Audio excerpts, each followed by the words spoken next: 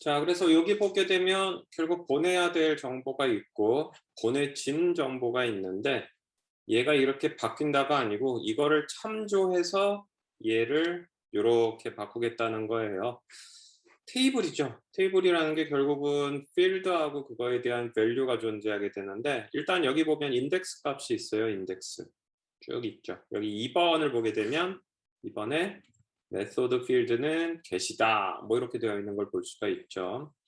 자, 그러면 결국은 왼손에 리퀘스트 헤더가 있고 리퀘스트 메시지의 헤더가 있고 오른쪽에 이거를 압축하기 위한 이제 테이블이 있는데 일단 단어 정의부터 하면 이 스태틱 테이블이라는 건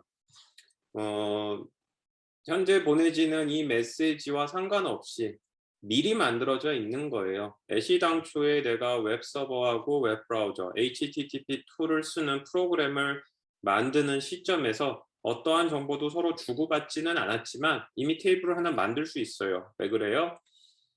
HTTP 메시지 중에 get이라는 게 굉장히 많이 쓰는 메시지잖아요. 따라서 HTTP라면 혹은 우리 회사에서 HTTP로 쓴다면 이미 상시적으로 많이 등장하는 헤더의 필드들이 있다면 그걸 이렇게 테이블로 만들어 놓는 것, 이게 스태틱입니다. 따라서 내가 송수신하는 서비스를 게시하기 이전에 충분히 HTTP나 우리 회사의 서비스에 대한 정보를 인지해서 미리 만들어 놓은 테이블이에요. 이런 애들이 등장하더라. 이런 애들을 굳이 매번 리퀘스트 리스폰스 메시지에 주고받을 필요는 없을 것 같다라는 거고, 다이나믹은 현재 내가 TCP 연결을 뚫고 그 안에 스트림들을 집어넣고 실제로 서비스를 하겠죠? 내가 이 서비스를 시작하는 그 시점부터 만들어지는 필드들입니다. 따라서 이 다이나믹인 거죠. 클라이언트하고 서버가 있으면 TCP 연결을 뚫어서 실제로 HTTP를 하는 시점이 있는데 그 전에 이미 만들어 놓은 테이블, 스태틱 테이블이고 스태틱 테이블을 딱 쥐고 있는 상황에서 서버하고 클라이언트가 통신을 연결을 하고 스트림들을 주고받으면서 메시지 송수신이 막 이루어져요. 그때 이제 만드는 테이블이 다이나믹 테이블입니다.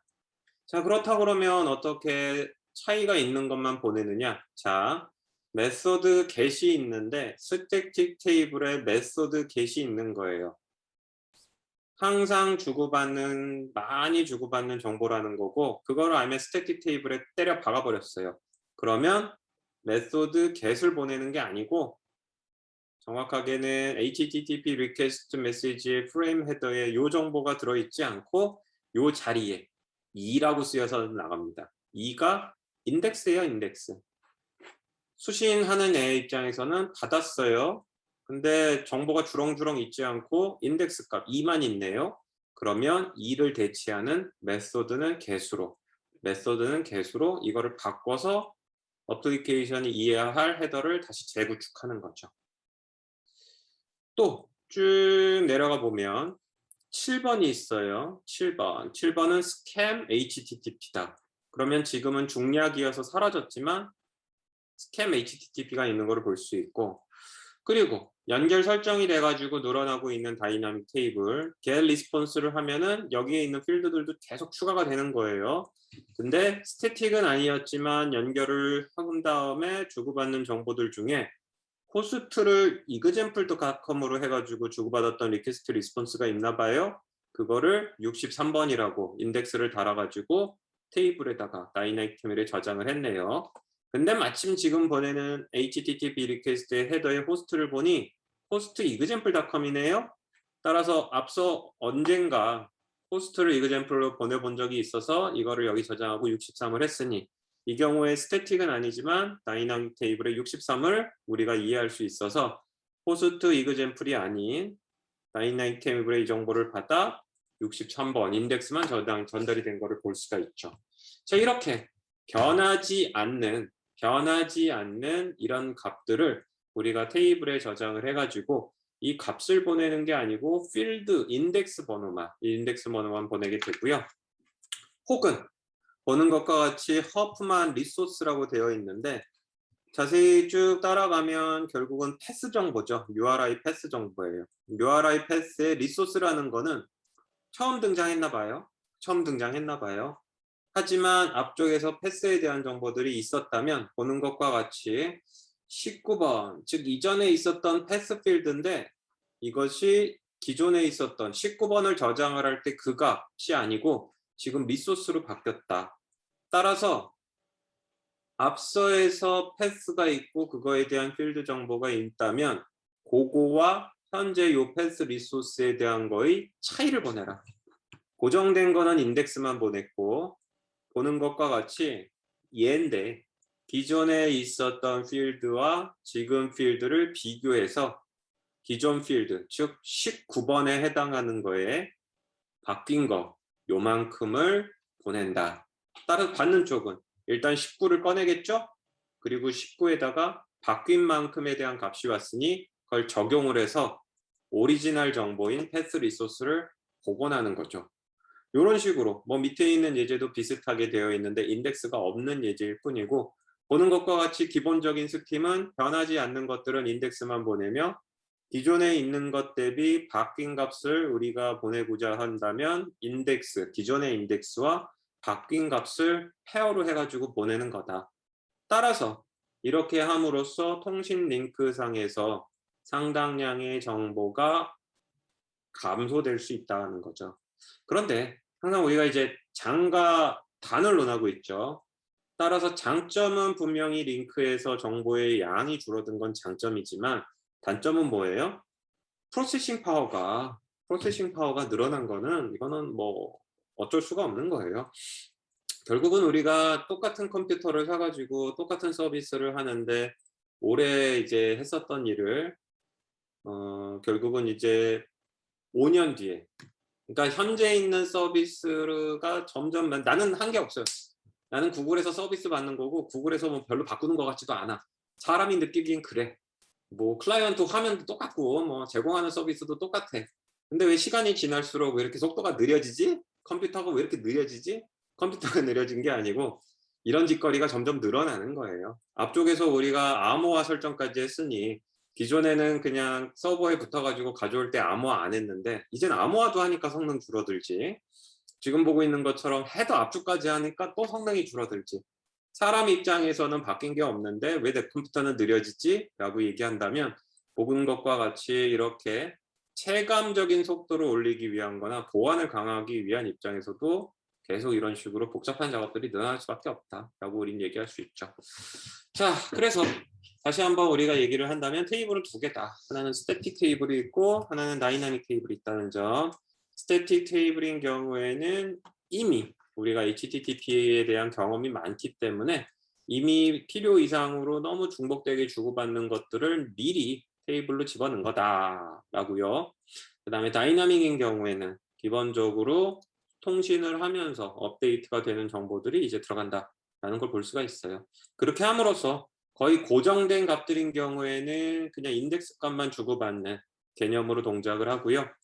그렇지 않고 앞에 있는 거하고 바뀌긴 바뀌는데 이게 차이값을 보내면 원본을 보내는 것보다 데이터량을 줄일 수 있다면 이 경우에 허프만 코딩을 사용을 해가지고 앞에 이건데 거기서 요만큼만 바뀌었어. 이런 정보들을 주고받습니다. 이게 이제 HTTP2의 H팩이 그 헤더만 압축하는 거예요. 여러분들 헷갈리면 안 되는데 리퀘스트와 리스폰스의 헤더만 압축하는 기술들을 이렇게 이제 사용을 하고 있습니다. 요거는 뭐 완전히 여러분들은 새로운 거를 배우는 거기 때문에 뭐 딱히 이해할 필요는 없는데 약간의 좀 기술적인 그 단계가 있었어요. 특히 그 HTTP2의 원본 오리지널 버전이 구글의 이제 스피디라는 프로토콜이 있었다고 얘기를 했죠. 따라서 여러분들이 HTTP2를 보다 보면 이 스피디 문서들도 보게 될 텐데 기본적으로 이 스피디라는 프로토콜은 제트라이브러리라는 거를 썼었어요. 제트라이브러리 아는 사람은 있는지 모르겠는데 이게 그 압축이에요. 압축이고 통상 텍스트 압축하면 약 85에서 88% 굉장히 줄어들죠. 굉장히 줄어들고 실제로 찾아보면 이 압축에 대한 부분은 많이 찾아볼 수 있는데 보는 것과 같이 결국은 페이지 로딩 타임이 45에서 1142ms 정도 줄어들었다. 일단 좋은 컴퓨터인 거예요. 그래서 이 정도 압축하고 해제하는 거에 그 시간이 많이 안 걸리는데, 따라서 소량의 데이터를 받아가지고 그거를 이런 식으로 푸는 행위를 해보니까 1142ms면 초단위잖아요. 초단위가 주어졌다는 건 정말 획기적인 일인데, 이런 식으로 우리가 이제 압축을 해서 효과도 있는 거고, 단 스피디 때는 Z 라이브러리 썼는데 여기 있는 것과 같이 그 2012년에 해킹 사건이 있었다 그러더라고요. 그래서 결국은 이 TLS 더하기 스피디, 거기에 이제 Z 라이브러리를 쓴 게 문제를 야기했고, 현재 HTTP는 자체적으로 만든 이 HPEG을 쓴다 라는 일종의 연역에 대한 얘기입니다. 따라서 그 스피디 자료를 만나게 되면 스피디는 HTTP하고 다르다라는 걸 여러분이 인식했으면 좋겠고요. 혹시 압축 이런 알고리즘을 좀 관심 있게 보고 있는 사람이라 그러면 저 Z 라이브러리가 통신 시에는 일부 이슈가 있었다. 그래서 HTTP도 HPEG으로 돌아섰으니까 여러분들이 HPEG 알고리즘을 Z 라이브러리나 이런 거 쓰는 거 대신 써보는 것도 이제 권장할 수 있다라는 좀 연역적인 얘기를 좀 했습니다. 자, 그래서 이제 기능들에 대해서 우리가 좀 살펴봤죠. 좀 날짜를 좀 여러 나눠서 지금 설명을 했고, 똑같은 거를 이렇게도 설명을 하고 저렇게도 설명을 하니까 좀 복잡할 수 있는데, 다시 돌아와서 우리가 이제 했던 것들을 다시 한번 재확인하면, 결국은 TCP 커넥션 하나를 뚫고 그 안에다가 스트림을 우리가 만들었죠. 리퀘스트 리스폰스, 요거 하나도 스트림이 될 수도 있고, 논리적으로 의미가 있는 리퀘스트 리스폰스들, 요것도 스트림이 될 수 있다고 얘기를 했어요. 따라서 스트림 안에는 리퀘스트 리스폰스 메시지가 있고, 이거를 이제 결국은 최종적으로 통신 쪽으로 밀어낼 때는 메시지를 여러 개의 프레임으로 쪼갠다 그랬어요. 마치 TCP가 어플리케이션을 받아서 세그먼트화 하듯이. 그리고 이제 특별히 리스폰스인 경우에는 헤더 프레임과 데이터 프레임으로 또 나뉜다. 그래서 이 스트림 메시지 프레임에 대한 그 정의를 했죠. 그리고 우리가 쭉 살펴본 것처럼 일단 똘똘한 기능을 할 때에 가장 그 포커싱이 되는 것, 대상이 되는 건 역시 스트림인 거고, 스트림 맵에서 플로우 컨트롤이라든지 뭐 기타 등등 푸시 이런 얘기들을 했죠. 압축. 그런데 스트림들이 모여있는 단일 TCP 레벨에서도 하는 일이 있으니 마찬가지로 우리가 압축이라든지 이런 것도 흐름 제어라든지 이런 것도 있을 수 있고, 시큐리티는 요 단일 TCP에 걸었다. TLS가 요 단일 TCP를 감싸고 있기 때문에 TCP 연결 하나를 위해서 TLS가 고생을 하고 그 안에서 새로운 스트림이 만들어지거나 했을 때 추가적인 업무는 없다. 이런 얘기들을 했어요. 그래서 이 세 개의 단어를 정의를 했고, 왜 저렇게 했느냐? 결국은 TCP 안에서 HTTP 1.1은 리퀘스트 리스폰스 메시지가 바로 떠오르니 메시지 레벨에서 하나, 둘, 세 개가 갔을 경우 하나, 둘, 세 개 순서대로 와야 되는데, 이 스트림 개념을 집어넣기 때문에 결국 이제 다중화가 가능해졌다라고 얘기를 했죠. 그래서 보는 것과 같이 메시지들의 스트림 번호가 박혀 있고, 스트림 번호가 서로 다르면 동시다발적으로 주고받을 수 있는 멀티플렉싱 가능해졌다. 그래서 순서대로 보내고 받는 게 아니고 보는 것과 같이 서버가 빨리 응답하는 것들은 클라이언트가 늦게 보낸 거지만 바로바로 응답이 갈 수 있다. 이런 얘기들을 했죠. 그리고 이제 그렇게 전달이 되는 스트림들을 우선순위를 줄 수 있다. 결국은 사용자의 화면에 가장 먼저 띄워야 될 거, 혹은 사용자의 클라이언트 어플리케이션이 가장 먼저 받아야 될 제일 중요한 거, 그렇게 함으로써 전체 화면은 채워지지 않았지만 제일 중요한 걸 본 고객님은 떠나지 않겠죠. 이것이 이제 우선순위 컨트롤. 결국 여러 개를 동시다발적으로 보낼 수 있게 됐으니 거기서 중요한 거를 먼저 보낼 수 있는 스킴들, 이제 우선순위 컨트롤이 나왔죠. 그리고 나서 다시 한번 TCP 링크는 하나다. 그 안에 여러 개의 스트림들을 집어넣은 거다라는 걸 다시 한번 강조를 했고, 그리고 이제 흐름 제어를 얘기를 했어요. 흐름 제어는 스트림 레벨에서 그리고 TCP 연결 레벨에서 할 수도 있다. TCP가 하는 거 말고 스트림을 묶은 그 통으로 하나인 커넥션에서 할 수도 있다라고 얘기했죠. 사실상 스트림 레벨에서 하는 게 제일 일반적이라고 볼 수 있죠. 서비스 레벨에서는. 그럼 이제 TCP와의 가장 큰 차이점은 무엇이냐? 이거는 알고리즘이 아니고 기능 제공이다. 따라서 그 제공된 기능을 가지고 개발자가 어떻게 하느냐에 결국은 그 가치가 부여되는데, 보는 것과 같이 동영상이 날라오는 거를 멈추게 해서 내가 버퍼링에 대한 시작과 끝을 조절할 수도 있고, 앞에 이미지나 최초에 대한 정보를 조금 받아가지고 그걸 가지고 보여준 후 이걸 계속 다운받을지 말지를 사용자와 인터랙션을 하면서 정할 수도 있었다. 이런 부분이 있었어요. 그리고 어떻게 보면 가장 중요한 특징, 즉 빨라진 통신 링크에 대규모의 데이터를 보내기 위한 스킴인데, 수신 버퍼의 사이즈가 최대 2GB다. 디폴트로는 TCP와 동일한 64KB 지만 최대 2GB 정도의 사이즈의 버퍼를 가지고 있다는 점. 그리고 HTTP 1.1에서는 프록시가 클라이언트하고 서버에 보이지 않는 투명한 존재였지만 HTTP2에서는 그렇지 않다. 이거는 여러분들이 그냥 클라이언트에서 서버를 붙을 때 프록시 서버가 있어서 HTTP 1.1시에 이게 이제 캐시해 해주고, 그 다음에 이제 화이트리스트, 블랙리스트 차단하고 뭐 이런 거였다면, 더 나아가서 결국 우리가 마이크로 서비스, 웹 서비스, 서버 서비스가 주로 HTTP 기반으로 프로그램을 짠다.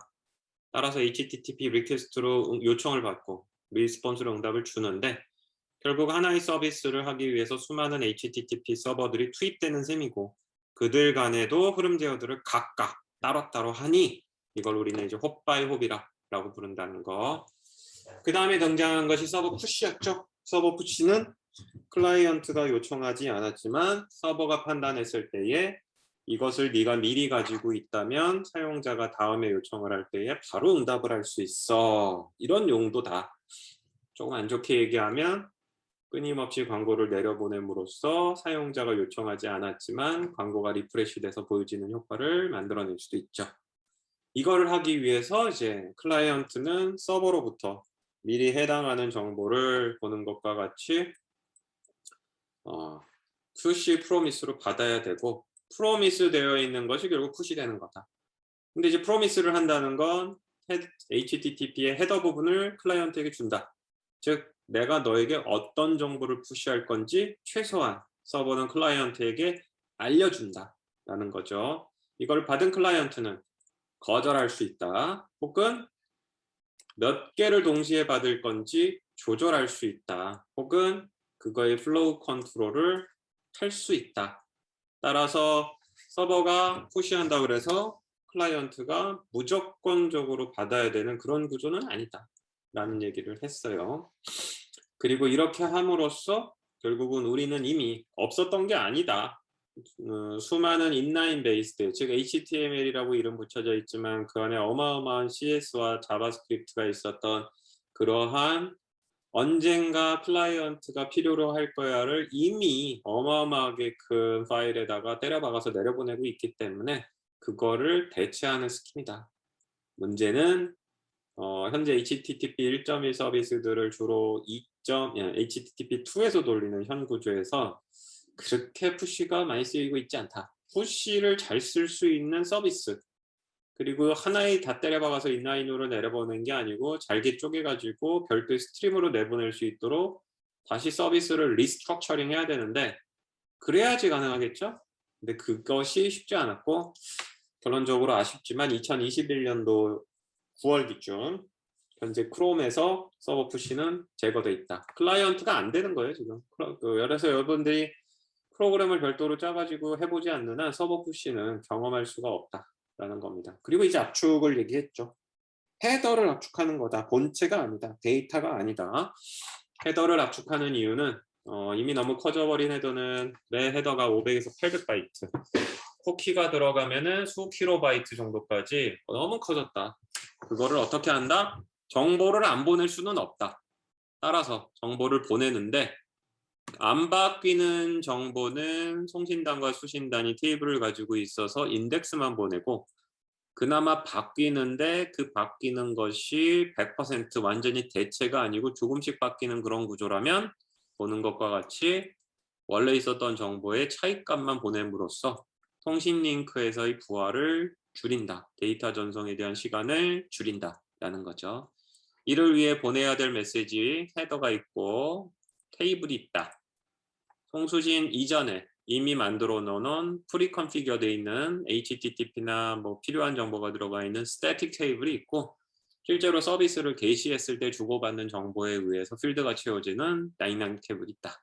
이런 거를 이제 언급을 했어요. 그거에 대한 얘기들을 했죠. 자, 이러면 이제 앞서 챕터들에서는 사실상 조금 뭔가 설명하고 코드 보여주고 이론 설명하고 코드 보여주고 이론 설명했다면 현재 우리는 HTTP2에서는 상당량의 이론에서 지금 시간을 많이 허비했어요. 그리고 여러분들이 사실 리퀘스트 리스폰스의 HTTP만 알지 그 밑에 있는 하부 구조를 잘 몰랐고 그 다음에 이제 여러분들 입장에서 아무 문제가 없으니 왜 이런 게 필요할까를 추가적으로 설명하느라 시간을 많이 썼는데 자 이제 대망의 그래서 이놈의 HTTP2는 누가 어떻게 개발하는 데 쓰고 있느냐를 좀 얘기를 해보도록 합시다. HTTP2는 여러분들에게는 그냥 gRPC 하나, 그 다음에 이제 일반적인 1.1 서비스가 올라간다가 2였다면 사실 기술적으로는 어느 쪽은 굉장히 잘 돼 있고 어느 쪽은 아직도 미진을 해요. 일단 1.1 서비스를 그냥 HTTP 1.1을 2로만 바꾸고 그 위에 HTTP 어플리케이션은 바뀌지 않는 거. 이게 한 축이라고 얘기했잖아요. 그거가 되려고 그러면 웹서버들이 HTTP2를 밑에 많이 깔았어야죠. 놀랍게도 아파치인 경우에는 이미 2015년에 HTTP2를 포함을 했어요. 마찬가지로 엔진엑스도 2015년에 포함을 했습니다. 이미 5, 6년 전에 HTTP2는 웬만한 그 웹서버 패키지 소프트웨어들에는 들어가 있어요. 그리고 윈도우 서버도 구글의 테크놀로지가 이제 오리지널 버전인 HTTP2지만 윈도우 서버인 경우에도 보는 것과 같이 그 2016년 굉장히 좀 빠른 시간이죠. 굉장히 빠른 시간 동안에 저렇게 도입이 된 거를 볼 수가 있습니다. 그리고 보는 것과 같이 그 소프트웨어 개발 쪽인 입장에서 봤을 때 결국은 우리가 HTTP 서버를 만드는 풀스택 프로그래머들이 아주 좋아하는 그 기술이 보는 것과 같이 Node.js가 있죠. Node.js는 보는 것과 같이 2019년에 도입을 합니다. 그래서 보는 것과 같이 현재 아파치 엔진엑스 윈도우즈 서버 그 다음에 이제 웹 프로그래머들이 좋아하는 자바스크립트 Node.js 프레임워크 기준이라 그러면 다 들어있어요. 다 들어있고요. 그리고 그 외에 이제 조그만한 혹은 이제 특화되어 있는 HTTP 서버들이 꽤 있죠. 보면은 뭐 여러분들 기준으로는 관심이 있을지 모르겠지만 뭐 라이트 스피드라든지 프록시젠 이건 이제 페이스북 거예요. 뒤쪽에도 설명이 좀 나오는데 그다음에 엔보이 그리고 아까 수업 중에도 나왔지만 결국은 이런 애들이 이제 회사에 들어가서 서버실에 들어가면 주로 이제 웹 서비스를 구현하는 그 프록시 서버들이 되겠죠? 그러면 보는 것과 같이 이제 프록시라는 단어들이 들은 애들이 이제 등장을 해요. 자, 그래서 HTTP2는 사실상 나온 거의 그 시점에 대부분의 메이저 웹서버들에 들어갑니다. 이유는 앞쪽에서 설명을 했지만 구글이 HTTP2 이전에 스피디라는 걸 만들어서 뿌려댔다고 그랬죠. 크롬 브라우저에도 넣고 그 다음에 이제 서버 패치할 수 있도록 다 뿌렸다 그랬어요. 결국은 이 거의 표준화와 개발이 거의 동시다발적으로 이루어졌기 때문에 굉장히 빨랐다라고 우리가 이해할 수 있죠. 우리가 거의 마지막 챕터가 HTTP3인데 비슷해요. 요 시점에서 요 기사를 한번 보여주면 요거는 2021년 10월 29일 얼마 안 됐죠? 3주 전이에요. 3주 전? 3주도 안 됐구나. 그치? 3주 전 정도 되겠네. 제목이 얘기하는 것처럼 이제 마이크로소프트가 HTTP3를 윈도우즈 서버 2022에 넣는다라는 겁니다. 따라서 우리가 시계를 거꾸로 돌려가지고 HTTP가 나왔어. 훌륭해. 이게 이제 2015년이라면 야 벌써 윈도우즈가 지원을 하잖아. 이렇게 얘기했을 건데 시계가 지나가서 버전 2가 버전 3로 바뀐 오늘날에도 똑같이 이렇게 움직이고 있다는 겁니다. 그래서 HTTP2 베이스드의 정말 그 HTTP2의 풀 파워를 사용하는 서비스가 아직 미진하긴 하지만 어쨌든 그거는 HTTP2를 응용하는 사람들에 나와야 되는 좀 이노베이션, 좀 이렇게 창의적인 사람들에 대한 거고 HTTP3도 이미 보는 것과 같이 굉장히 빠른 거예요. 표준이 올 초에 만들어졌는데 막 이런 식으로 받아들이고 있으니까 HTTP3도 이제 시장에 선을 보이고 윈도우즈 서버마저 적군이라고 얘기할 수도 있는 윈도우즈 서버마저도 이렇게 도입하는 이런 것들을 우리가 볼 수가 있습니다. 자, 그래서 웹 서버는 HTTP2들이 거의 다 제공이 된다. 따라서 여러분들이 만든 서비스가 있다. 혹은 회사에서 만든 서비스가 있다면 HTTP2가 좋다고 들었어. 라는 이유만으로 이제 기존의 아파치 서버에 툴을 패치하고 기존 서비스를 그대로 쓰는 건 이미 5, 6년 전부터 가능했다라는 겁니다. 브라우저예요. 브라우저인데 기본적으로 뭐 결론부터 얘기하면은 크롬, 파이어폭스, 사파리, 엣지 안 되는 데는 없어요. 안 되는 데는 없고 이제 밑에 그림은 뭐냐 하면 요 링크를 타고 들어가면 이런 사이트가 열립니다. 열려서 자 여기 이제 크롬인 경우가 가장 많이 돼 있죠. 여기 딱 올라가면 이제 엔진 버전이에요. 엔진 버전인데 최고로 가봅시다. 보게 되면 이제 크롬 97, 99인 경우에 보는 것과 같이 HTTP2를 지원한다 라고 되어 있고 오른쪽에는 0.01%다 뭐 이렇게 되어 있네요. 그리고 이게 크롬 96, 51, 95 이게 이제 전 세계에서 27%좀 쓰나 봐요. 이렇게 즉 그 브라우저도 이름만 크롬이지 그 버전이 다르죠. 그래서 보는 것과 같이 그 HTTP2가 지원이 되는지 안 되는지도 있고요. 여기 보면 뭐 테스트 결과도 있다고 하네요. 쭉 넘어가 보면 안 해. 이게 뭐지? 싫어. 뭐 볼 수 있다고 하니 관심 있는 사람은 봅시다. 그리고 사파리도 현재 15.1을 보게 되면은 서포티드 그러고 나오는 걸 볼 수 있고 그다음에 이제 모질라 재단의 파이어폭스도 있죠. 여기도 보는 것처럼 이제 서포티드 되는 모듈들이 초록색으로 나와 있어요. 엣지도 여기 있어요. 2018년부터 서포트가 되기 시작을 했네요. 그리고 인터넷 익스플로어는 서포트가 안 돼요. 그리고 인터넷 익스플로어 11에서 파셜 서포트 되는 거고 같은 사파리라 그래도 iOS는 다르죠. iOS는 이렇게 보는 것처럼 15 최신 버전에서 서포트 다 됩니다. 오페라 브라우저는 안 되고 쭉 내려가면 삼성 브라우저 있네. 삼성 브라우저에 가면 보는 것과 같이 삼성 브라우저 최신판도 지원을 하고 있어요. 쭉 올라가 보면 삼성 브라우저도 2016년부터 그 HTTP2를 제공하고 있어요. 이제 중국 브라우저들이 좀 있네요. QQ가 2020부터 되고 있고 바이두가 2017, 카이오는 네 거냐? 카이가 2018. 그래서 메이저 브라우저들이 HTTP2를 대부분 다 지원을 하고 있다라는 겁니다. 그래서 여기서 나오는 것처럼 초반에는 스피디로 시작을 했고 대부분 다 HTTP2로 바꿔서 지원을 하고 있다. 그래서 요거 이제 링크 타고 들어가면 추가적인 정보들을 더 보실 수가 있다라는 얘기를 할 수 있고요. 그 다음은 결국은 프록시가 중요해지죠. 프록시가 중요해져요. 그리고 프록시라는 거를 주로 어디다 쓴다? 결국은 클라이언트하고 서버 사이에 있어서 전통적으로는 캐시 클라이언트가 요청했는데 서버까지 갈 필요 없이 이미 가지고 있으면 돌려준다. 이런 거를 이제 비즈니스로 하는 것들이 이제 CDN이라고 부릅니다. 컨텐츠를 딜리버리 전송하는 네트워크. 이 네트워크에 들어가니까는 뭐 마치 좀 곤혹스러운 뭐 새로운 네트워크를 까나요? 이게 아니고 예를 들어 이제 아카마이라는 회사가 제일 유명한데 무슨 회사냐면 전 세계의 이제 유명 도시 서울이라든지 뭐 부산, 홍콩, 시드니, 싱가포르, 도쿄 뭐 이런 데다가 이제 건물을 임대를 해요. 그리고는 거기다가 이제 컴퓨터하고 네트워크를 설치해서 그 서버룸을 만듭니다. 데이터 센터를 짓고요. 그리고는 이제 이렇게 서비스를 해요. 니네들이 한국에서 그 동영상 스트리밍 서비스 하는 거 해보고 싶어? 그러면 직접 니네들이 서버 설치하고 운영하고 그러려면 힘들지 않니?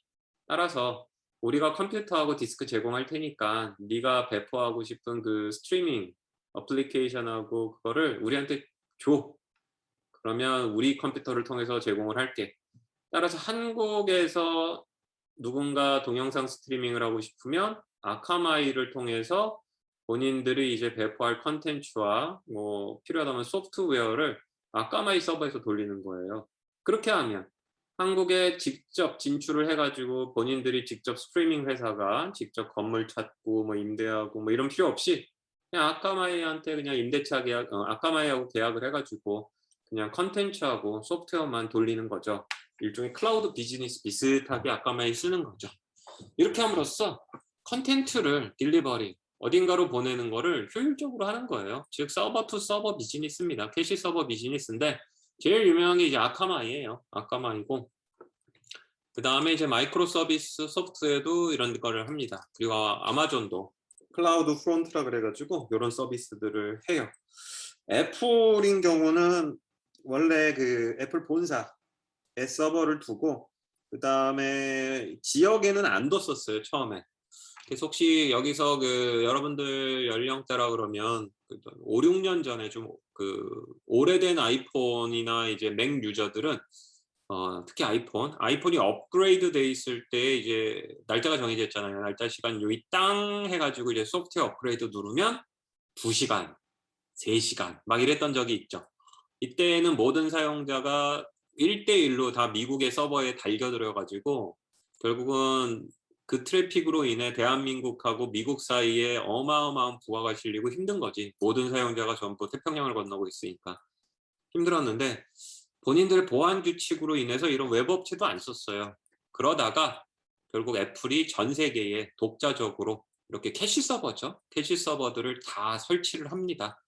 이후로는 여러분들이 딱 뭐 iOS 15 릴리즈 그러면은 단추 누르면 딱 그 시간에는 조금 힘들지 모르겠지만 조금 지나면 되게 편하게 할 수 있죠. 이유는 애플은 전 세계에 독자적인 이 컨텐츠를 딜리버리하는 네트워크, 즉 서버들을 다 구축을 했어요. 따라서 요즘에는 아이폰이나 이제 맥OS를 업그레이드 할 때에 특별히 그 어마어마한 시간이 걸리지는 않는다라는 부분이죠. 자, 이렇게 대부분의 이런 CDN 업체들도 HTTP를 대부분 다 제공을 한다. 따라서 우리가 보듯이 HTTP가 여러분들이 낯설지 모르겠지만 결국은 웹서버 플랫폼, 웹브라우저, CDN까지 대부분 되어 있는 걸 볼 수가 있고 이러한 이유로 우리가 강의 시작을 할 때 메이저 사이트들, 뭐 네이버라든지 이런 회사들을 실제로 구글의 개발자 모드를 켜가지고 접속을 해본 거고 결국은 우리가 HTTP, H2라고 부르는 그 아이덴티티가 아이디가 나오는 거를 직접 눈으로 우리가 확인을 한 거를 알 수가 있죠. 문제는 프로그래밍 랭귀지인데 결국은 HTTP2 위에서 HTTP 1.1 컨텐츠가 돌아가는 건 앞쪽에서 본 것처럼 이제 서버만 패치하고 브라우저만 지원하면 되기 때문에 별다른 개발이 필요 없죠. HTTP2의 특별한 피처를 쓰지 않는다면 단 이제 누릴 수 있는 건 그 와중에도 TLS를 해가지고 보안이 강화되어 있으며 그 안에서 스트림으로 나누니까 멀티플렉싱이 돼서 지연이 줄어들고 있고 큰 사이즈의 플로우 컨트롤을 하기 때문에 더 빨라진 거는 내가 소프트웨어를 전혀 위쪽을 바꾸지 않아도 충분히 그냥 누릴 수 있는 장점입니다. 장점이죠. 그리고 이제 뭐 서버 프로그래밍을 짜거나 클라이언트 서버를 짤 때 gRPC를 짜면 사실 HTTP2를 전혀 몰라도 짤 수가 있어요. 결국은 내가 HTTP2를 직접 다룬다 그러면 이제 이슈가 좀 나옵니다. 결국은 프로그래밍 언어가 쓸 수 있는 HTTP 스탠다드 혹은 익스터널리 설치할 수 있는 그런 외부 라이브러리가 존재를 하느냐 이게 이제 관건이 되죠. 자 그렇다고 그러면 우리가 소켓 때에는 소켓은 뭐 없었어요. 그냥 뭐 대부분 다 지원을 하니까 그냥 그 언어 관련된 사이트에 들어가면 소켓 라이브러리가 다 있었죠. HTTP 1.1은 파이썬은 편했죠. 기본으로 제공하니까 아무것도 설치 안 해도 되고, 그렇지 않으면 이 경우에도 찾으면 대부분 HTTP 1.1 외부 라이브러리가 있어서 뭐 C++나 이런 거 하는 친구들도 대부분 연동해서 쓸 수 있었습니다. 그다음에 제로 메시지 큐와 gRPC는 어디를 가서 봤어요? 그 공식 웹사이트를 갔죠. gRPC 사이트를 가면 거기에 정리가 잘 돼 있어요. gRPC C++ 버전 이 사람들이 여기서 하고 있으니 자료 보고 하세요. 그 다음에 뭐 제로 메시지 큐도 제로 메시지 큐 사이트를 가면 정리들이 잘 돼 있어가지고 우리가 그런 거를 볼 수가 있었죠. HTTP2는 극히 개발자적인 정보들이 열려 있어요. 극히.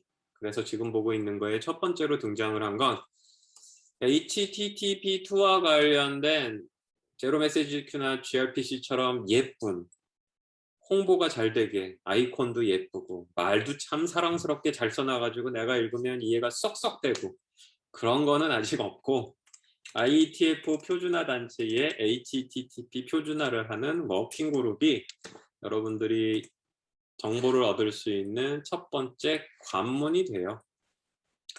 결국은 여기 GitHub가 등장을 하죠. 따라서 여러분들이 개발자적인 정보 외에는 기대하기가 좀 어렵구나라는 걸 느낄 수 있고, 보는 것과 같이 IETF의 표준화 단체예요.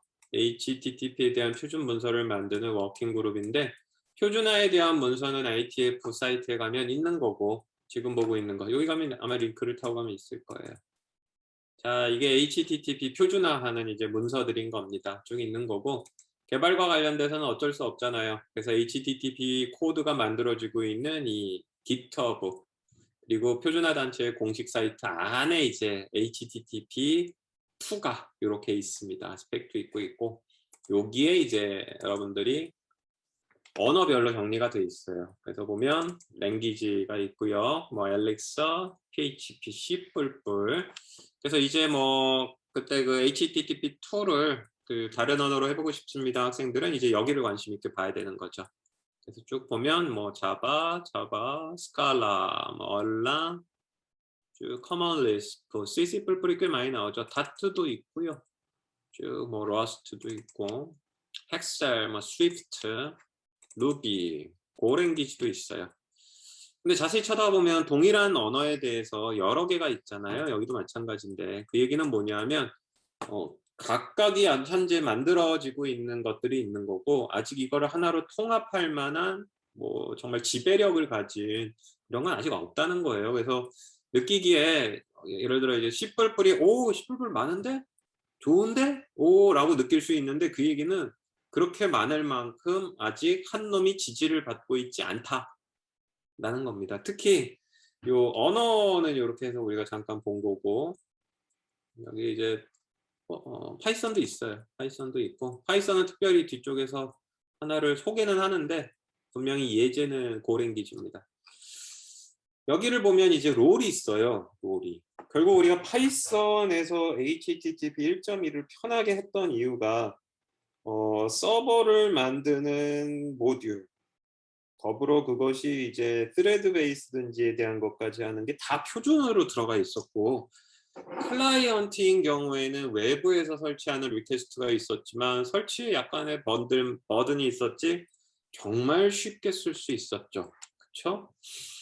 자, 그럼 여기를 돌아와서 결국은 보게 되면 이 라이브러리들이 대부분 아주 뭐 확실히 인정받는 그런 거는 아직 없기 때문에 결국은 보는 것과 같이 역할들이 있어요. 역할들이 있어서 지금 보고 있는 거는 이제 엘릭서라고 불리는 언어에 대해서 하고 있나 봐요. 클라이언트와 서버를 지원한다 라는 거고, 어딘가는 서버만 지원을 해요. 또 어딘가는 인터미디어리라고 얘기한 게 대부분 프록시. 결국은 서버 혹은 클라이언트 서버 혹은 클라이언트, 이 경우에는 아예 HPEC만 지원을 하는 걸 볼 수가 있죠. 그리고 여기는 또 프록시만 지원하는 걸 볼 수가 있어요. 결국은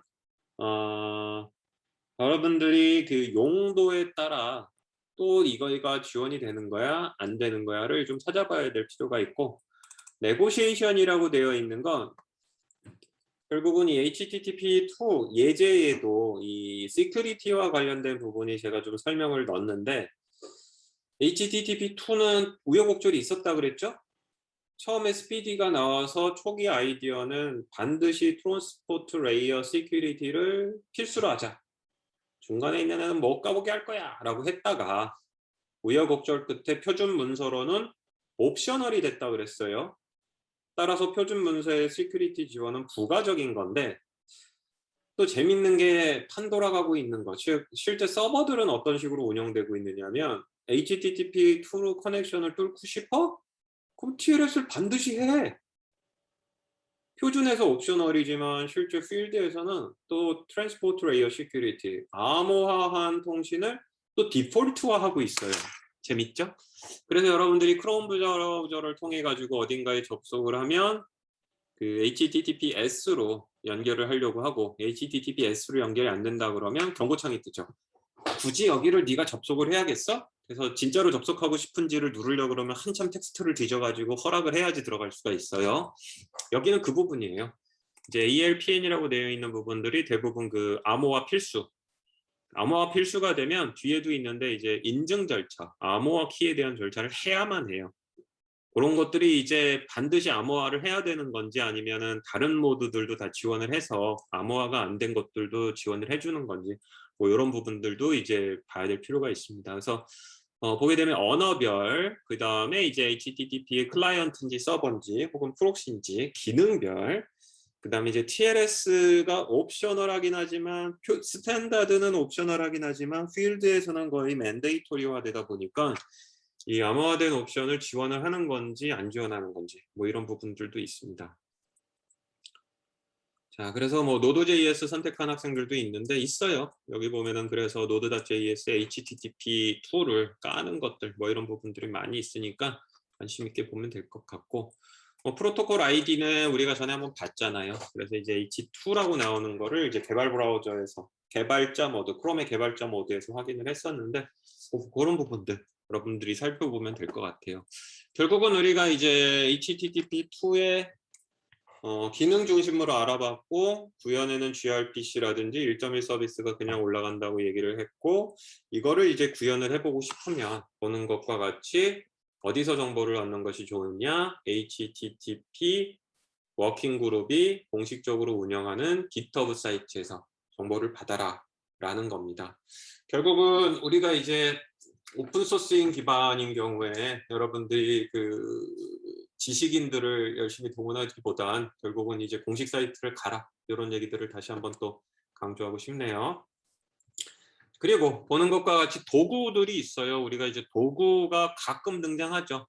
개발자 모두 등장을 했었고, 그 다음에 이제 CURL 이런 거 이제 등장을 했는데, 이 사이트는 마찬가지로 방금 봤었던 사이트에 있는 정보예요. 그래서 링크를 직접 갈 수 있도록 이렇게 친절한 이성원 교수님이 이렇게 해놨습니다. 그래서 아까 그 사이트예요. 그 사이트인데 여기 보게 되면은 그 위키 쪽으로 갔을 때 임플리멘테이션 정보고, 이제 위키 쪽으로 갔을 때 툴 정보입니다. 그래서 여기 보면 말 그대로 개발 도구여서 우리가 지난번에 봤었던 그 CURL도 보는 것과 같이 이제 7.43.0 여기서부터 HTTP를 지원한다라는 거죠. 그래서 CURL이 주로 이제 클라이언트에서 뭔가 리퀘스트를 만들어내는데 굉장히 편한 도구였잖아요. 이것이 가능하다는 거고, 그 다음에 파이썬 리퀘스트 클라이언트 썼을 때 우리가 어떻게 했어요? 결국은 파이썬 들어가서 리퀘스트 라이브러리 불러온 후 그 브라우저를 대신해서 파이썬 명령을 쳤죠. 그래서 이제 H2I라는 거, I가 인터랙티브인데 커맨드 라인 클라이언트가 있어요. 그래서 여러분들이 웹브라우저에서 HTTP 툴을 강제 실행하는 게 불가능하잖아요. 그렇다고 해서 매번 프로그래밍 짜는 것도 좀 여의치 않다면 요 컬이나 혹은 H2I를 쓰면 여기서 여러분들이 HTTP2 리퀘스트 리스폰스를 이제 만들 수 있다라는 거죠. 그리고 그 밑에 굉장히 많이 나와요. 쭉 여러 가지들이 나오니까 이런 툴들이 많이 있다.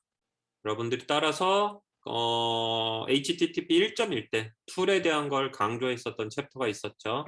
마찬가지로 이런 툴들을 활용을 해서 프로그램을 개발하지 않아도 클라이언트 역할을 하고, 서버는 아마 좀 애매할 건데 그 다음에 이제 주고받는 정보를 또 분석하고 이런 걸 할 수 있을 겁니다. 크롬 브라우저의 개발자 모두가 HTTP2를 지원은 하는데 정보를 보는 게 이렇게 녹록진 않아요. 녹록지는 않기 때문에 좀 애로가 있습니다. 그 부분 미리 얘기를 하겠고, 컴퓨터 네트워크 수업을 들어서 네트워크에 대한 지식이 있는 사람이라 그러면 요 소프트웨어 좋아요. 와이어샤크라고 부르는 건데, 와이어샤크는 HTTP가 아니어도 원래 통신으로 주고받는 정보들을 게더링해서 이게 오고 가는 거를 저장을 해가지고 쳐다보기에 굉장히 유명한 툴입니다. 맨 앞 수업에서 얘기했었던 뭐 이더넷, IEEE 이런 그 레이어 1, 2도 지원을 하고요. 그래서 혹시 이거에 대한 뭐 구체적인 설명은 하지 않겠지만 네트워킹 소프트웨어 뭐 요번 수업을 듣다 보니 재밌네? 이제 중간에서 뭐 까보는 거 흥미가 있네? 이런 친구들이라면 요 와이어샤크도 굉장히 훌륭한 도구다 라는 거 한번 좀 강조해 보고 싶어요. 자, 이렇게 HTTP2가 프로그램 개발에 녹록지는 않지만 그래도 이 IETF에서 최선을 다하고 있기 때문에 언어별로 이런 식의 도구들이 나오고 있고 툴들도 나오고 있다라는 점을 여러분들에게 좀 미리 코드를 보여주기 전에 얘기를 하고 있어요. 자, 그러면 이제 왜 파이썬을 선택하지 않았느냐인데, 파이썬은 일단 그래요. 1.1은 표준 라이브러리가 있었고 클라이언트 서버는 굉장히 쉽게 짤 수 있도록 환경이 잘 돼 있죠. 잘 돼 있어요. 그래서 서버 프로그래밍 언어에서 파이썬이 인기가 없었음에도 불구하고 굉장히 좀 많이 쓰이고 있는, 어떻게 보면 파이썬도 풀스택이 돼가고 있는 거죠. 그냥 데이터 분석하기 위해서 클라이언트 짜던 사람들이 파이썬 가지고 서버 짜고 있으니. 그런데 현재 HTTP2에서 앞쪽에서 본 것처럼 다양한 라이브러리들이 시도되고 있는데 아직 이렇다, 얘가 정말 독보적이다라고 하는 애들은 아직은 없어요. 아직은 없고 그럼에도 불구하고 이제 과제를 이걸로 하려던 친구들 아직 시작을 안 했다면 권하는 것이 요 하이퍼입니다. 하이퍼예요, 하이퍼. 근데 보게 되면 또 HTTP2 클라이언트예요. 그래서 일단 서버는 제공을 안 하는 걸로 현재 돼 있어요. 그래서 여러분들이 HTTP2를 클라이언트에서 개발을 하는 거에 관심이 있다면 이 하이퍼를 쓰는 게 좋지 않을까? 그런데 들어가 보면 그러면 이제 서버는 아예 제공을 안 하는 거냐? 그렇지도 않고요. 환경이 좀 열악할 뿐이지 돼요, 되기는. 따라서 말을 자꾸 흐리는 이유가 뭐예요? 모두 다 개발 중인 사항이어서 그래요. 그래서 지금 보는 게 이제 클라이언트고,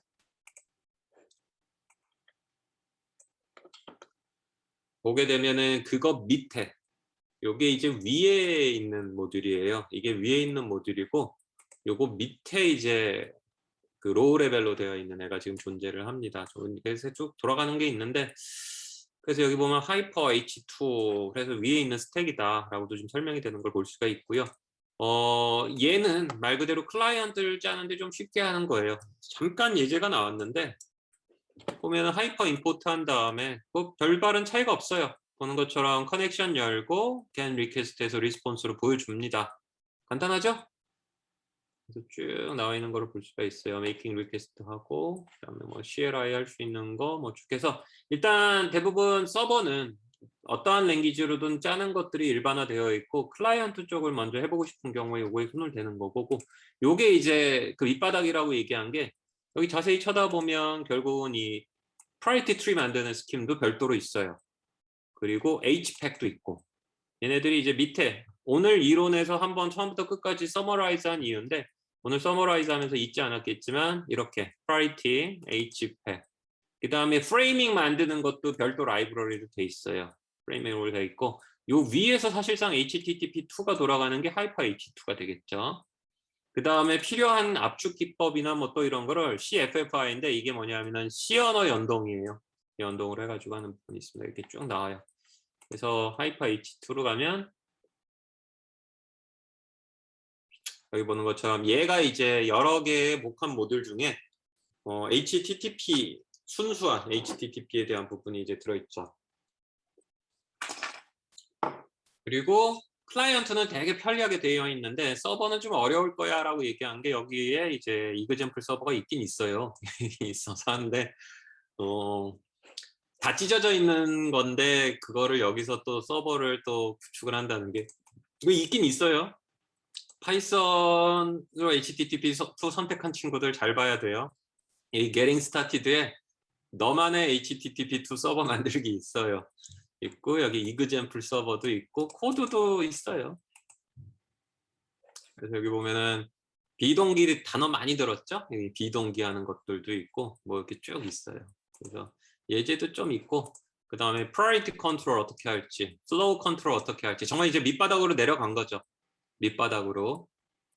그 다음에 HTTP 1.1과 다른 HTTP 2에 대한 API들도 이렇게 좀 설명이 나와 있고요. 그 다음에 이제 표준하고 같이 왔었기 때문에 표준이 바뀔 때 이제 바뀌어온 연역들 그런 것들도 있습니다. 결국은 HTTP2를 다른 언어로 한다는 거 1.1에서도 대부분 파이썬을 제외하고는 이제 우리가 설치형으로 했지만 그것보다는 조금 더 어려울 거다.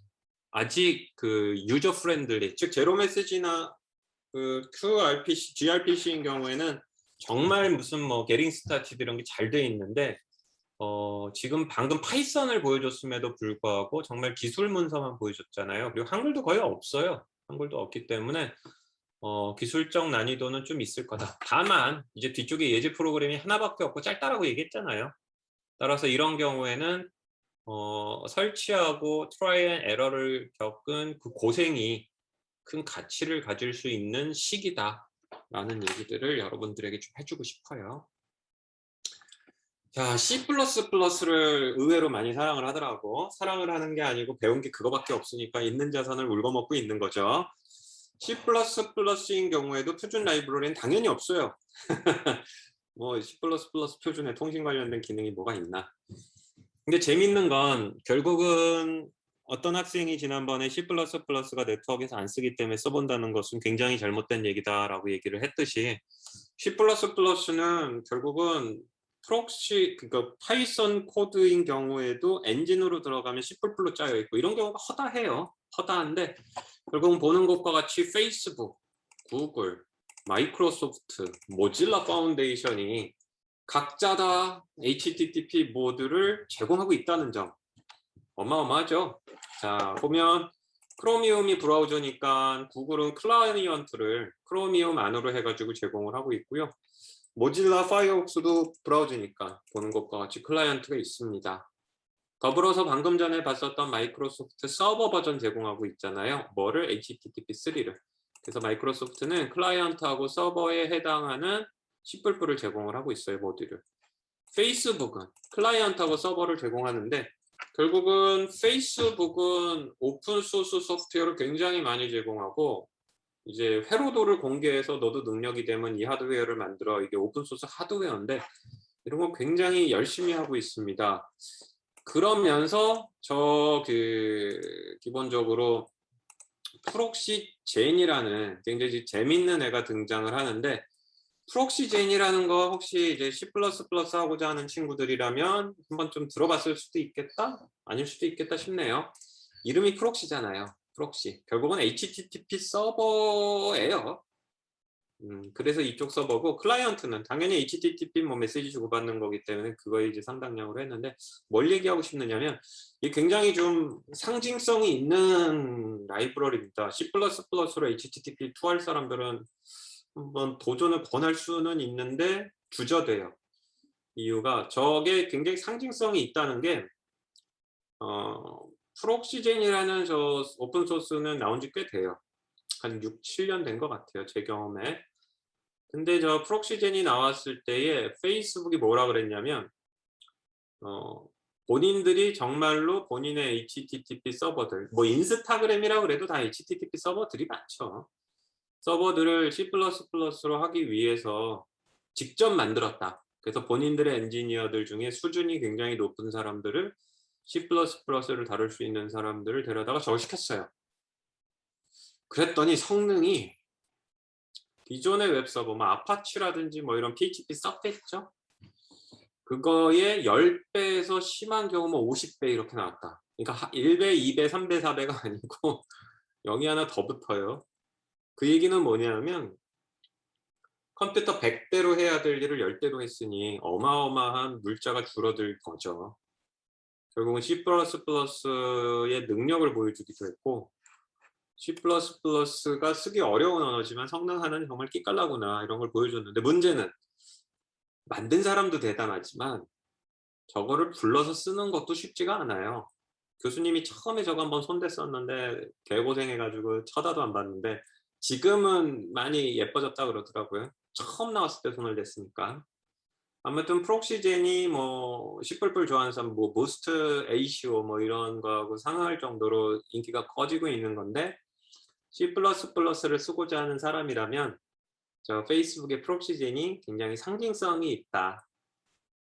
그리고 C++ 서버 프로그래밍을 짜고 싶은 사람이라 그러면 저게 큰 뭐라 그래야 되나 본인의 무기가 될 수도 있다. 무기라는 게 이제 성능을 올리는 무기가 될 수도 있지만 취업을 하거나 그랬을 때에 C++ 서버 팀인데 HTTP를 가동한다 그러면 프록시젠을 다뤄본 것이 큰 도움이 될 수도 있다. 따라서 C++로 도전해보고자 하는 사람들은 저 C++ 한번 해보는 것도 나쁘지 않다라는 얘기를 해주고 싶어요. 자, 근데 혹시 그래서 요게 추가적으로 좀 설명을 하면 요게 이제 프록시젠은 GitHub를 가면 이렇게 있어요. 그래서 이렇게 GitHub가 있고요. 페이스북 오픈 소스입니다. 딱 가면은 메타 여기도 바꿨네. 훌륭하네. 요렇게 생긴 외계 우주선이 와가지고 지구를 점령하는 영화가 있었던 것 같은데. 그래서 페이스북에 이제 여기에 가면은 여러 개가 있어요. 페이스북이 만든 것들이 있고 프록시젠이 있죠. 퍼블릭 오픈 소스고 보는 것과 같이 되게 그 빈번하게 지금 업데이트가 되고 있는 걸 우리가 볼 수 있어요. 그래서 보면 C++ HTTP 라이브러리다 라고 되어 있고요. 컬렉션이니까 여러 개가 섞여 있다 라고 보면 돼요. 주로 서버 용도로 만들었고 클라이언트가 일부 들어가 있어요. 3일 전에 업데이트 될 만큼 굉장히 빈번하게 지금 업데이트가 되고 있는 거를 이제 볼 수가 있고요. 220명의 컨트리뷰터가 있습니다. 여러분들도 혹시라도 여기 컨트리뷰션이 돼서 여기 안에 이름이 들어간다면 아마 바로 전화가 올 거예요. 자네 우리와 함께 일하지 않겠는가. C++가 89.1%고요. 파이썬이 7.4%로 되어 있는 걸 볼 수가 있어요. 파이썬이 등장하는 거가 되게 재밌는데 마이크로 서비스 뒤쪽에 슬라이드도 나오지만 결국은 우리가 마이크로 서비스가 일반화되면서 굉장히 그 조그만한 기능을 그러니까 수천 수만 대의 컴퓨터가 투입이 되되 한 대의 컴퓨터에서는 굉장히 작은 일만 한다. API 한두 개를 구현한다. 뭐 이런 식으로 얘기를 했잖아요. 이게 이제 한쪽 컴퓨터에서 C로 만든 프로그램이 돌아가고 또 한쪽 컴퓨터에서는 파이썬으로 만든 프로그램이 돌아가되 둘 사이의 통신을 뭐 제로 메시지나 gRPC로 하는 거를 생각할 수 있는데 최근에 언어의 또 특징 중에 하나가 이 C로 만든 혹은 C++로 만든 즉 A 언어로 만든 프로그램과 B 언어로 만든 프로그램을 이 링킹 시켜요. 링킹. 여기 대부분 3학년이 80%니까 4학년이 10%고 2학년이 10%니까 링킹이 뭔지 알죠? C++에서 컴파일을 하게 되면 기계어가 나와요. 그 기계어들로 만들어진 프로그램들을 링크 연결을 하면 결국은 이제 실행 파일이나 또 다른 기계어가 나오게 되죠. 따라서 이 파이썬이 등장하는 건 뭐냐면 C++를 가지고 되게 복잡한 알고리즘을 성능 좋게 구현을 해요. 근데 그거를 편하게 사용하는 인터페이스를 만드는 거를 또 C++로 짜면 너무 힘든 거예요. 그래서 최근 언어의 추세는 C 언어로 만든 서버 프로그램과 파이썬으로 만든 서버 프로그램이 통신으로 하는 그런 것도 있지만 하나의 프로그램인데 안을 열어보면 89.1%는 C++이고 하나는 7.4%는 파이썬인 거예요. 그리고 둘은 링킹돼 있어요. 즉 하나의 프로그램인데 실행 프로그램이고 하나의 컴퓨터에서 돌아가는데 2개 이상의 언어로 짜는 거예요. 그래서 방금 얘기한 것처럼 주로 인터페이스, 사용자 인터랙션 이런 거는 주로 파이썬으로 짜고 그 다음에 이제 실제로 엔진에 해당하는 부분은 이 C++로 짭니다. 이게 일반적 추세예요. 텐서플로우도 파이썬이 많이 알려져 있지만 실제 텐서플로우 안으로 들어가려고 그러면 C++이고요. 오픈CV 마찬가지예요. 대부분의 요즘 최신 라이브러리들, 특히 인공지능 라이브러리들이 사용자의 접근 편의성을 위해서는 이제 쉬운 언어, 파이썬 뭐 이런 걸 쓰고, 실제로 그 엔진에 해당하는 복잡 다사다난한 일은 이제 C++ 같은 걸 많이 씁니다. 그래서 한 대의 컴퓨터에서 돌아가는 하나의 프로그램인데 두 개 이상의 언어로 만드는 경우들이 많으니 혹시 아는지 모르겠네요. 이런 거를 우리가 주로 최근에는 이 FFI라고 불러요. Foreign Function Interface라고 불러가지고 방금 얘기했었던 파이썬도 이게 돼요. 그래서 이게 보게 되면 여기 방금 전에 봤던 요 파이썬 C++인데 사실은 C로 만든 언어예요. C로 만든 언어나 C++로 만든 언어를 프로그램을 파이썬이 불러 쓸 수 있게, 대부분 거의 90% 이상 파이썬은 불러 씁니다. 불러 쓰고 왜 불렀어요? 파이썬이 인터페이스니까. 실제 기능은 뒤에 C나 C++이 하는 거죠. 혹시 FFI라는 단어를 들어본 학생이 있어요? 학생 있으면 이 채팅창에 동그라미 하나씩 쳐봅시다.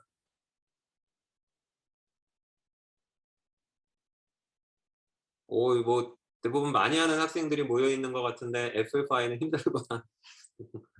그래서 보는 것과 같이 그 마이크로 서비스, 뭐 폴리가 이런 거 얘기했을 때 컴퓨터 한 대에 조금 프로그램을 짰는데 C++로 짜고, 다른 컴퓨터에 프로그램을 짰는데 파이썬으로 짜고, 그런 네트워킹으로 이제 통신으로 연결되고 이런 것도 있다면, 지금 보고 있는 것과 같이 한 대의 컴퓨터에서 하나의 프로그램을 짜는데 인터페이스는 파이썬으로, 엔진은 C++, 그리고 둘을 연결해 버려요.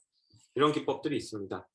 FFI라는 단어는 파이썬이나 뭐 이런 한 10여 년 전 언어들부터 이제 나왔고, 원래 그전에는 이 링크였어요. 링크 그냥.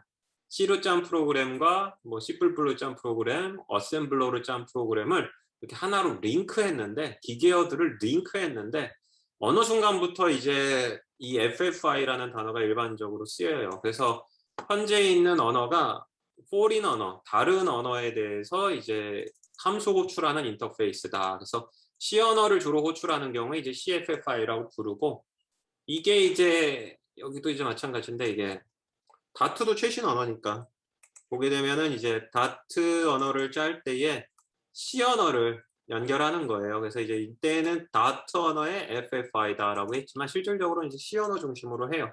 그래서 밑에 보면은 헬로 월드, 그래서 C 언어로 헬로 월드를 짠 다음에 다트에서 이제 불러 쓰는 행위들 같은 거를 합니다. 그래서 최근에 언어 그 2개 이상 언어를 다룬다고 했잖아요. 그것이 꼭 내가 이 서버 프로그램을 짜는데 이 언어로 해야지, 이것도 있지만 내가 그냥 하나의 프로그램을 짜는데 어차피 링크를 하겠다라는 걸 염두에 두고 프로그램의 인터페이스와 같은 거는 내가 파이썬을 잘 다루는데 그게 쉽다, 그러면 파이썬으로 짜고, 그 다음에 엔진에 해당하는 부분은 내가 C를 잘해, 그럼 그 C를 해가지고 이렇게 연결하는 그런 구조가 있습니다. 참고로 내가 이런 프로그래밍 언어, 이 수업은 어차피 프로그래밍에 대한 얘기 굉장히 많이 하니까, 그리고 어디 가서 이런 얘기를 들어보겠어요. 솔직히 내 자랑은 아니고 그냥 프로그래밍 좋아하는 교수님이 많지는 않잖아. 그래서 하는데 조금 더 이제 나가가면 최근에 C++가 결국은 좀 시큰둥해지면서 이제 고나 이런 거로 대안이 생기는데, 이 C 언어가 참 재밌는 우여곡절을 겪고 있는 게, C++는 이 객체 지향 프로그래밍 언어라고 흔히 얘기를 하죠. 그리고 뭐 언어 자체가 C++이고. 근데 그 대부분의 이제 객체 지향 언어가 갖는 특징이 이제 동적. 즉 눈으로 보이는 코드 입장에서는 도저히 컴퓨터 메모리에 뭐가 닫혀 있는지 들어가 있는지 모르는, 파이썬도 마찬가지지. 그런 건데 무슨 얘기를 하고 싶으냐? A 언어와 B 언어를 연결할 때 객체 지향 언어를 사용을 해가지고 연결을 하면 되게 어려워요. 즉 C++로 만들어져 있는 객체를 파이썬에 있는 객체로 100% 동일하게 구현을 할 수 있도록 이렇게 연결을 한다, 링크를 한다, 상당히 힘든 일인데, C와 같은 스태틱 언어, 즉 인티저, 그러면 운영체제와 운영체제와 CPU에 따라서 C 언어의 인티저는 정확하게 16비트인지 32비트인지 나와버리죠. 이런 걸 스태틱 랭귀지라고 부르는데, 결국은 C 언어는 스태틱하고 거기다가 뭐 시문법은 간단하고 더군다나 파이썬 같은 언어를 쓴다 그러면 그 유저 인터페이스 같은 거는 다 파이썬에게 줘버리면 거꾸로 굳이 C++ 복잡한 일을 해야 되나? 그냥 C 언어로 그냥 해버린 다음에 C 언어인 경우에 스태틱하니까는 다른 언어하고 연결도 쉽고 요런 얘기들이 많이 나와요. 따라서 이제 다투도 그렇고 파이썬도 그런데 다른 언어를 연결을 할 때 그 언어를 연결하는 이유가 있어야 되잖아요. C는 명확해요. 빠르니까. 결국은 그럴 때에 지금 보고 있는 이 두 개처럼 C++이 아닌 C 언어를 연결하는 것들이 굉장히 많습니다. 그래서 재밌는 거는 내가 두 개 이상의 언어를 다룰 수 있다면 그리고 그게 극적으로 서로 다르다면 왼쪽은 C, 성능을 위해서 오른쪽은 파이썬과 같이 정말 쉬운 언어 이런 거를 쓰는 것들이 또 이렇게 그 뭐라 그래야 되나 유행 중에 하나인 것 같아요. 하나 더 나가면 혹시 이거 다뤄본 사람 있어요? 마이크로 파이썬. 마이크로 파이썬 다뤄본 사람? 마이크로 파이썬 다뤄본 사람? 있네? 없진 않구나. 마이크로 파이썬이 이제 재밌는 앤데 뭐 결론적으로 얘기하면 우리 라즈베리 파이나 이제 아두이노에서 결국 이제 C 언어가 2020년에 호황을 누리는 가장 큰 이유가 아두이노인데 아두이노가 결국은 C 언어의 기초 문법과 그 다음에 이제 IO를 다루는 이제 라이브러리를 제공하면서 초등학생이 가장 사랑하는 언어가 C 언어가 돼버렸어요. 그 다음에 이제 앱 인벤터라는 툴이 됐는데 마이크로 파이썬은 방금 얘기했었던 이제 아두이노나 라즈베리 파이에서 그러니까 뭐 아날로그나 이제 디지털 인터페이스 프로그래밍 하는 거를 파이썬으로 하는 거예요. 파이썬으로. 정말 파이썬의 기초 문법을 쓰되 아두이노를 다룰 때처럼 이 인풋 디바이스나 아웃풋 디바이스를 제어할 수 있는 걸 합니다. 그래서 최근에 파이썬을 다뤘는데 데이터 분석으로 시작을 했다가 웹 데이터를 분석하면서 웹 클라이언트 서버를 짜보다가 얼떨결에 데이터 어널리틱스도 했는데 마이크로 파이썬이 나오면서 임베디드까지 다루는 경우들이 많아졌어요. 그래서 보면은 본 것처럼 이게 아두이노에 보면 핀 지정해가지고 입력 아웃풋 하는 거 있는 것처럼 이렇게 핀을 출력 용도다라고 지정을 하고 하이볼트 보내고 로우볼트 보내고 하는 거 볼 수 있죠. I2C 여기 주고받는 인터페이스예요. 그래서 인터페이스 주고받는 거를 하죠. 참 재밌는 게 이런 보드들도 나오고 있고 라즈베리 파이는 아마 이게 지원이 되는 것 같아요. 전용 하드웨어들도 있고 그래서 그 오픈 소스고 그래서 재밌는 건 이제 전작과 여기 전작과 학생이 있는지 모르겠는데 전작과는 좀 우여곡절이 있었어요. 그냥 소프트웨어를 전공하지 않는 하드웨어 하는 학생들한테 어셈블러 좋아하는데 C 해야 된다고 얘기했을 때도 힘들었고 C 하다가 C++ 해야 된다고 그랬을 때도 힘들었고 C++ 배우는데 파이썬 하라고 그러는 것도 힘들었는데 최근에는 이 파이썬이 배우기 쉬우니까 본인이 스스로 했고 이렇게 하드웨어 디바이스들이 또 파이썬으로 돌아가는 마이크로 파이썬 같은 언어가 나오다 보니 또 이 전자공학을 하는 친구들이 두 개 언어를 선택했을 때 반드시 이제 파이썬과 C를 선택하는 경향들이 좀 많아집니다. 하드웨어도 대기업으로 가면 C++로 짜요. 중소기업으로 가면 주로 C로 짜고 뭐 그런 부분들이 있어요. 자, 그래서 보는 것과 같이 이제 C++로 하는 게 되게 여러 가지 방법이 있는데 이 프록시젠을 한번 해보는 게 어떠냐. 그래서 프록시젠 들어가면 HTTP 1.1, 스피디 3, 스피디 3.1 이것이 정리되고 HTTP 2 그리고 3도 있어요. 3 HTTP 3까지 갈 수 있습니다. 그래서 사실 여러분들에게 파이썬을 하고 있지만 거의 모든 분야에서 먹히는 언어는 C++이고 다만 접근성은 쉽지 않을 거다라는 얘기를 좀 해주고 싶어요. 그리고 이제 다음 슬라이드로 가면 그 외에 또 그 프록시젠 말고 언급할 수 있는 건 얘도 좀 인기가 좋아요. NGHTTP. 그래서 얘는 의외로 프록시젠은 전문 개발자들이 많이 쓰는데 쉽지 않은 것 같아. 쉽지 않은 것 같고 여기 보면 아주 불친절하잖아. 우분투 18과 맥OS에서만 개발해봤으니까 윈도우 여기 안 써 있지만 여기 쭉 보이네. 윈도우즈 쓰는 사람들은 알아서 하세요. 이런 것들이 보여요. 보이는데 쉽지 않은 거고.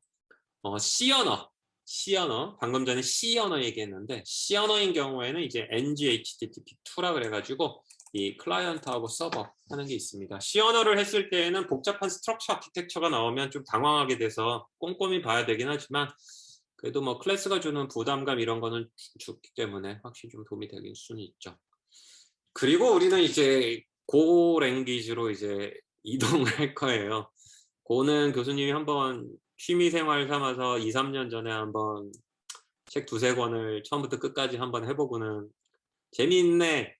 그리고는 이제 팽개쳤다가 다 까먹었는데 요번 수업을 위해서 다시 기초문법을 읽어가지고 등장시켰으니 결국 우리는 이제 고를 보게 됩니다. 언어는 무기와 같다고 얘기했잖아요. 지금 뭐 내가 깨야 될 퀘스트가 있고 얘가 뭐 소총으로 안 되고 대포를 쏴야 되면 대포 사용법을 배워야 되는데 이유는 여기 있는 거예요. 딱 한 줄입니다. 2016년 고 언어는 아예 스탠다드로 HTTP2를 지원해 버렸어요.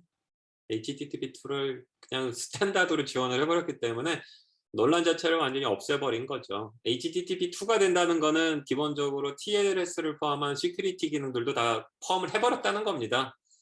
6년이 지났는데 다른 데는 안 되고 있는데 얘는 이미 6년 전에 되고 있다는 거예요. 그래서 여기 보면 1.6부터는 고 기반의 클라이언트하고 서버를 되게 쉽게 만들 수 있다. 뭐 이런 얘기들을 합니다. 자, 그래서 다른 챕터하고 다르게 이 HTTP2에서는 가장 마지막에 이제 샘플 코드를 보여주려고 하고요. 너무 큰 기대를 갖지 않아도 되는 건 정말 그냥 HTTP 1.1 시작할 때 나왔던 플레인한 리퀘스트 리스폰스입니다. 단 이제 TLS라든지 시큐리티가 있기 때문에 그 부분을 교수님이 조금 적어놨어요. 이유는 보안이나 인증에 대한 부분이 의외로 좀 까탈하고 이게 복잡하지는 않지만 해야 될 일이 많은 경우가 있어요. 그래서 HTTP2의 예제는 심플하다. 그냥 리퀘스트 리스폰스다. 근데 가치는 거기에 있지 않다. TLS라든지 이런 거로 인해서 시큐리티를 해야 되는데 그거에 대한 것을 어떤 식으로 하는지 여러분들한테 맛배기를 보여주겠다. 라는 게 이제 목표입니다.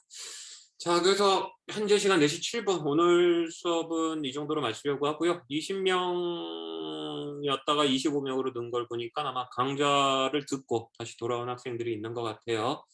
다시 돌아온 학생들은 뭐 출석은 앞서에서 했던 걸로 다 인정이 될 거고 영상은 교수님이 뭐 최대한 주말 때 올려놓을 테니까 뭐 공지를 따로 하진 않겠지만 뭐 내일쯤에 올려놓을까 하네. 그러니까 올려놓을 거니까는 받아서 영상 보면 되지 않을까 싶습니다.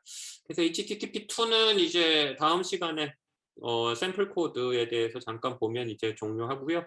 그 다음은 이제 우리 이제 WebRTC, 그 다음에 HTTP3 남아있는 걸로 이동을 할 겁니다.